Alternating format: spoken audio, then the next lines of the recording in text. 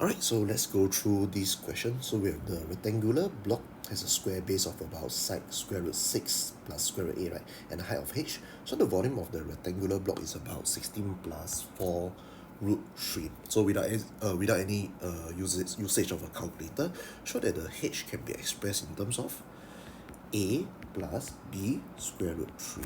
No. Okay, so for this question, normally I will draw a diagram to help me to visualize. Then we know that I need to find the area, cross-sectional area. You multiply by the h to give you the volume. So meaning that first I determine the area. So area of the base, right, is root 6 plus root 8 bracket square, which is equivalent to saying square root 6 plus square root 8. And you times another square root 6 plus square root 8. So meaning that you actually just do the expansion. So this will give you, okay, let's do the rainbow first. So the root 6 times root 6, 6. Okay, then what about the second one? The second rainbow, right?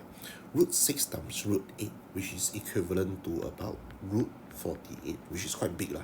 And times again, plus root 48 plus root 8 times root 8 is about 8. So this will be about 8 plus 6, 14. So 14 plus 2 square root 48.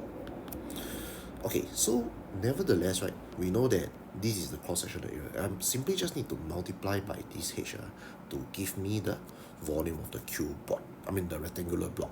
So I form a equation. So the second step is to form the so-called equation. So 14 plus 2 square root 48, you multiply by h, right, to give you the volume. So volume, let me just see, 16 plus 4 root 3. Okay, so nevertheless, this whole thing, you move over to the right hand side. So this will actually give you the height to be 16 plus 4 square root 3 over 14 plus 2 square root 48. So you're almost there already. So actually we are about 90% there. So what we need to do, right, because you look at the question, they actually ask us to write down h, right, in terms of a plus b square root 3. No?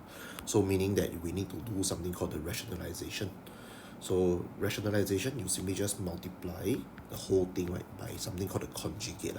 So means that 14 to root 48, then put a minus, because this is plus, right, just put a minus here. So 14 minus 2 root 48. So just do the multiplication. So meaning that let's deal with the denominator first. So 14 times 14, 14 times 14. So it's about 196. 96. Then with this, right, minus 4. Then of course root 48 times root 48, right? So it's about 48 as well. Okay, so this is the denominator. Okay, let's deal with the numerator. So numerator, this one maybe I just write on the side. So this will be 16 plus 4 root 3, right? Then this will be 14 minus 2 root 48. Then you do the expansion. So 16 times 14, about 224. So the first one is 224. Then the second one is 16 times negative 2 root 48. So just think of the number multiplied by the number. So it's about negative 32. Negative 32 square root 48. So later I will do the simplification. So 4 times root 3, 4 root 3 times 14. So 14 times 4, about 56 plus 5, 6, right, root 3. And last but not least, this one. So okay, so you can see that the last rainbow right here is actually number multiplied by number. Then after that, root the third multiplied by the third. So this will give you minus 8. Minus 8.